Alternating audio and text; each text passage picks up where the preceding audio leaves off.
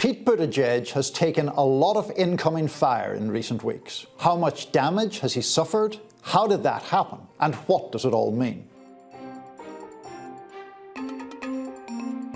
Transportation Secretary Pete Buttigieg has had a bad stretch. Over the Christmas holidays, travellers were angry about a cascade of flight cancellations from Southwest Airlines. In January, there were more questions after a computer malfunction led the Federal Aviation Administration to ground thousands of flights. But the biggest problem for Buttigieg is the latest one, the train derailment in East Palestine, Ohio, and his response to it. The basics of the story are familiar to most Americans by now. On February the 3rd, a train carrying toxic chemicals derailed near the small community in eastern Ohio. Those chemicals contaminated land and water, killed wildlife, and have been blamed by residents for a host of strange symptoms, including rashes, headaches, and nausea. It was never going to be a good story for the administration or for the Transportation Secretary, but Buttigieg's response has made it worse. For a start, it took more than a week before Buttigieg addressed the matter publicly. Even worse, he did not visit East Palestine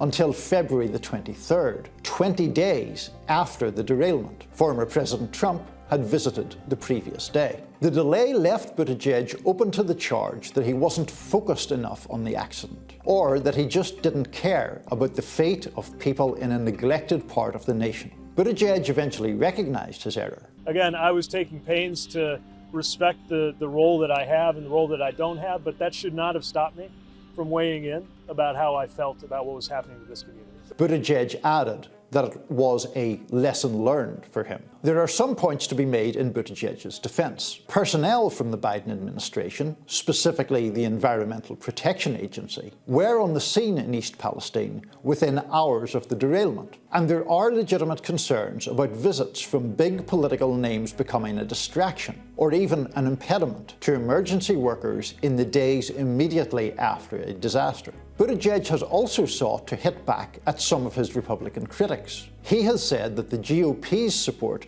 for deregulation efforts has eroded railroad safety. If the same people who want to come here and play political games are the same people who sided with industry again and again and again and watered down rail regulations again and again and again, I want to see where they've had an actual change of heart. There is, of course, a larger political issue at play here. Buttigieg has been a rising star in the Democratic Party. He sought the presidential nomination himself in 2020 and did better than many people had expected. He's widely seen as a possible future White House contender, and his moment could come sooner rather than later, particularly if President Biden were to not seek re-election. There was even a New Hampshire poll in January that showed likely Democratic voters in the Granite State preferring Buttigieg over Biden as their party's 2024 nominee. So Republicans have a motive to muddy up Buttigieg, and they've done so. Florida Senator Marco Rubio has called for his resignation.